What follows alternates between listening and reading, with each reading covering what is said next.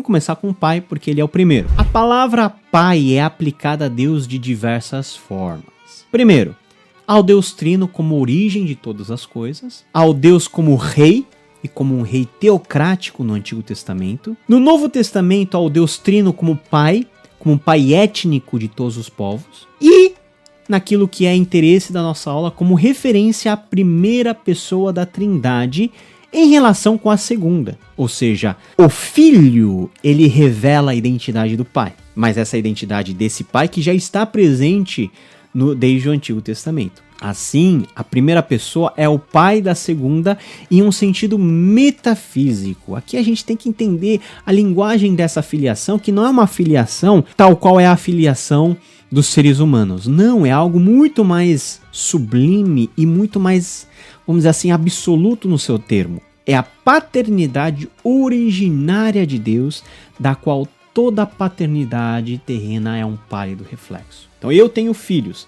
A minha relação de paternidade é apenas um reflexo muito pálido e obtuso daquela paternidade que o pai tem em relação ao filho, que é uma paternidade de geração eterna dentro da própria divindade. A propriedade pessoal consiste em duas coisas. Em termos negativos, que ele não é gerado. E em termos positivos, que ele gera o filho e expira o Espírito Santo junto com o Pai. Então você pode já, se você tem a noção de história da igreja, toda essa terminologia de geração eterna e de processão do Pai e do Filho é a linguagem que foi consagrada no Credo Niceno-Constantinopolitano, no ano de 381, que é o padrão doutrinário do conceito de trindade e daquilo que é a doutrina da Santíssima Trindade.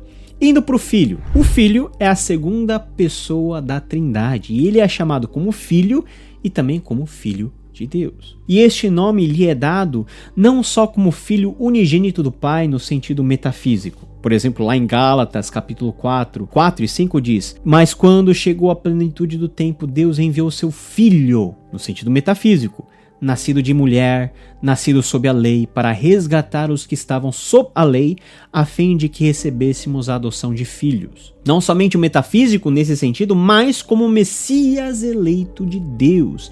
E é por isso que o termo Filho de Deus ele é utilizado. O Filho de Deus é utilizado com uma semelhança e com uma semântica muito parecida ao de Messias, ou seja, alguém escolhido por Deus para trazer a redenção. E também a terminologia filho é utilizado em virtude do seu nascimento especial, ou seja, o nascimento virginal por obra do Espírito Santo. Então, em termos técnicos, nós podemos dizer que o Pai realmente natural de Jesus, pelo menos na sua encarnação, é Deus, o Pai, e o Pai legal é José, esposo de Maria, tá? Então, nesse sentido da encarnação, Deus também continua sendo Pai de nosso Senhor Jesus Cristo. A propriedade, agora essencial do Filho, é de haver ele sido gerado do Pai desde toda a eternidade. Mas da onde vem esse conceito do Filho ter sido gerado desde a eternidade? Vem lá de Hebreus capítulo 1, versículo 5.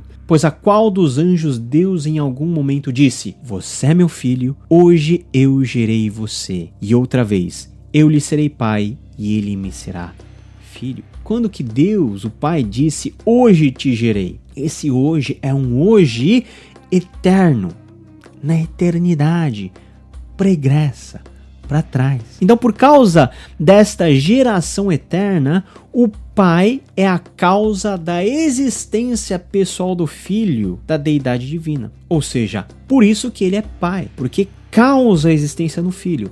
Mas, de novo, é uma existência eterna, é uma geração na eternidade, que faz com que Jesus não seja apenas uma criatura, mas que Jesus seja Deus junto ao Pai. Complicado isso?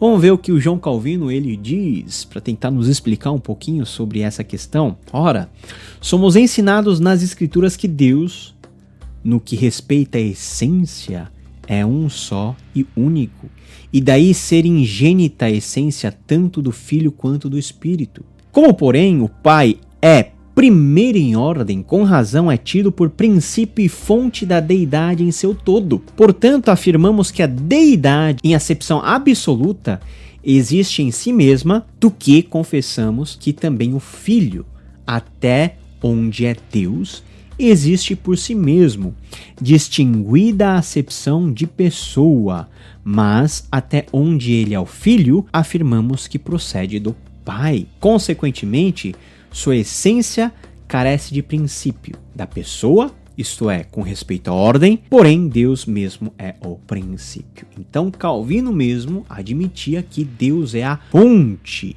né? É o princípio que gera eternamente esse Filho. O Filho ocupa o segundo lugar nas opera ad extra, ou seja, nas operações externas da divindade. As obras que são atribuídas ao Filho, de um modo especial, são obras de mediação.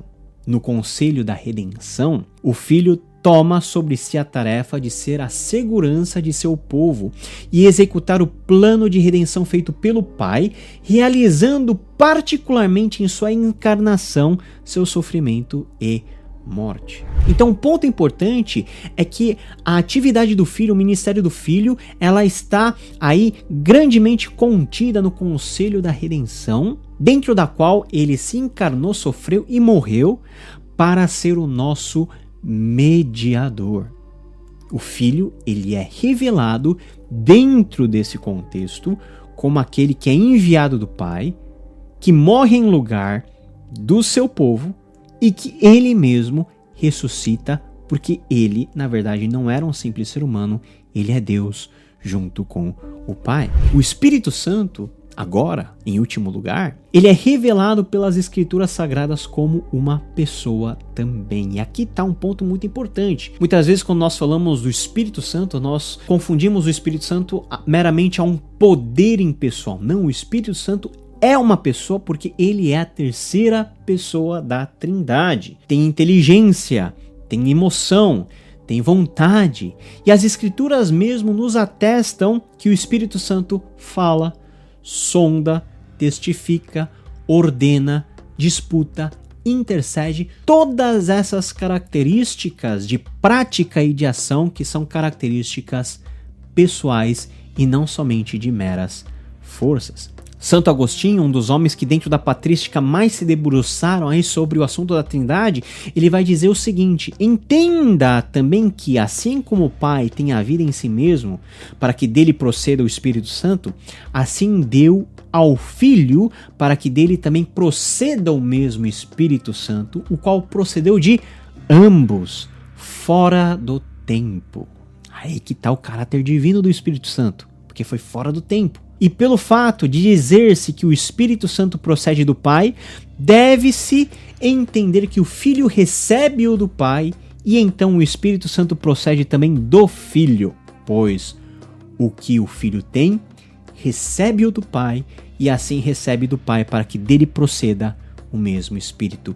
O Agostinho ele vai colocar aqui o mecanismo dessa dupla procedência do Espírito de forma muito bem ajustada e resumida. Então, nesse sentido, a característica essencial do Espírito Santo é proceder do Pai e do Filho por expiração. O que é expiração? É o ato da primeira e da segunda pessoa, pelo qual elas, dentro do ser divino, vêm a ser a base da subsistência pessoal do Espírito Santo e propiciam à terceira pessoa a posse da substância total da essência divina, sem nenhuma divisão, alienação ou mudança.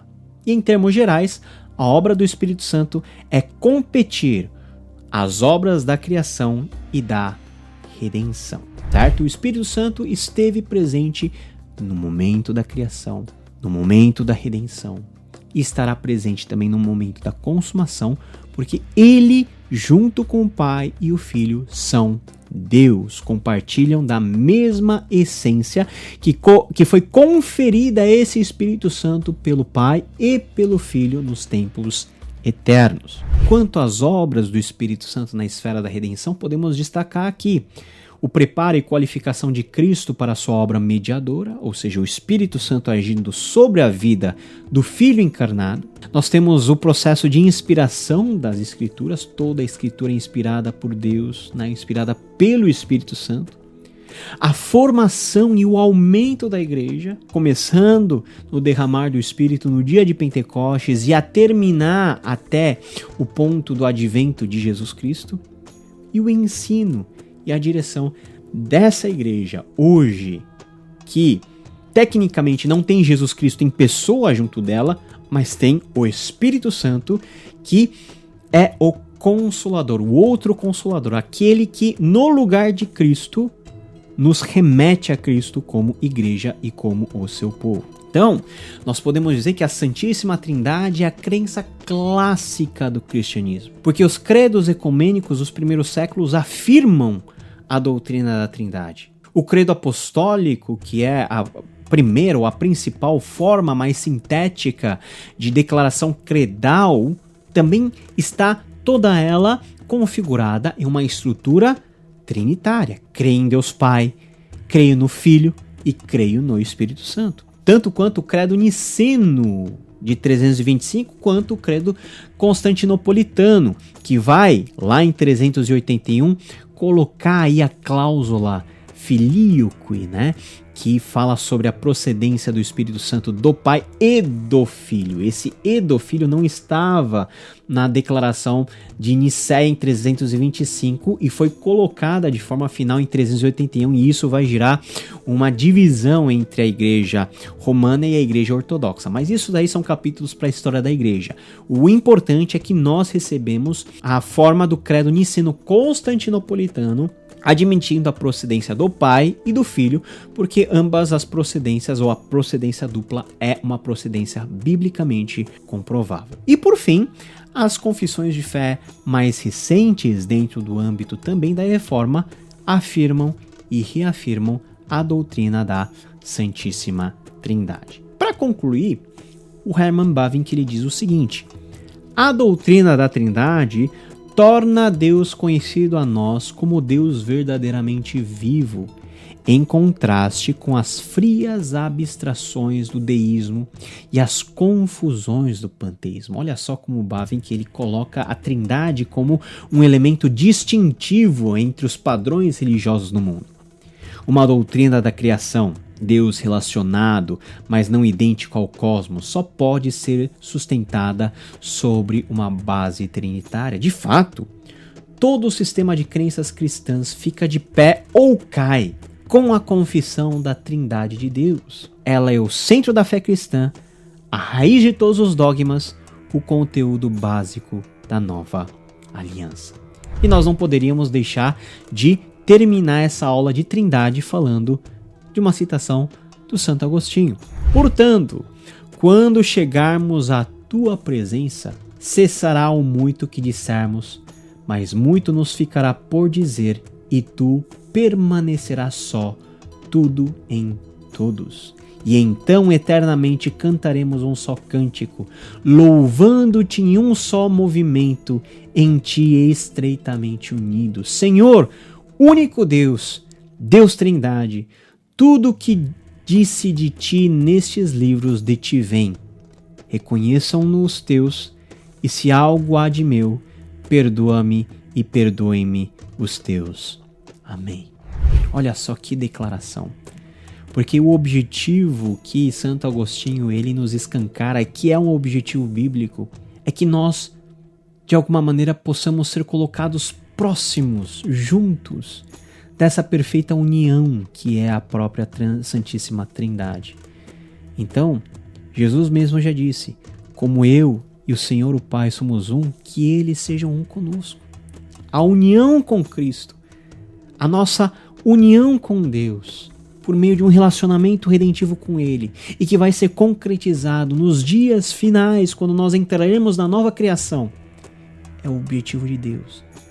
E nesse dia, a Trindade deixará de ser mera doutrina que povoa as nossas mentes e fará parte da nossa realidade em um relacionamento eterno com esse Deus que é Pai, Filho e Espírito Santo.